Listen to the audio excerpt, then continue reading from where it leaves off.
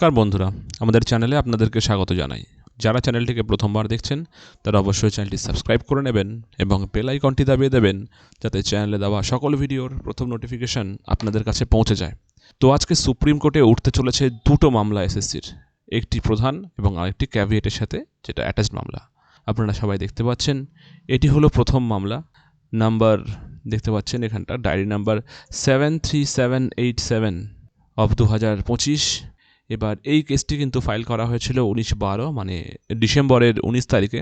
কেসটি আজকে উঠতে চলেছে 19শে জানুয়ারি 2026। বেঞ্চ নাম্বার 11তে আজকে আছে। বেঞ্চ নাম্বার 11তে সিরিয়াল নাম্বার 5-এ যদি আমরা বেঞ্চটাকে দেখি, দেখতে পাচ্ছেন এখানটা বেঞ্চ নাম্বার 11 সিরিয়াল নাম্বার 5, এর সাথে 5.1-এ কানেক্টেড ম্যাটার হিসাবেও কিন্তু আছে। এই দুটো ম্যাটার আজকে উঠতে চলেছে, Zakir Hossain and Nupur Ghoshal related matter. আর স্পেসিফিক্যালি এই ম্যাটারগুলো কিন্তু আজকে এসএসসির এজ রিল্যাক্সেশন নিয়ে যে মামলা হয়েছিল, এটা সেই ম্যাটার। এটা কিন্তু গুরুত্বপূর্ণ, কারণ যদি আজকে এখান থেকে কোনো কিছু পজিটিভ কিছু আসে, তাহলে কিন্তু আবার নতুন করে ইন্টারভিউ নেওয়ার জায়গায় আসবে।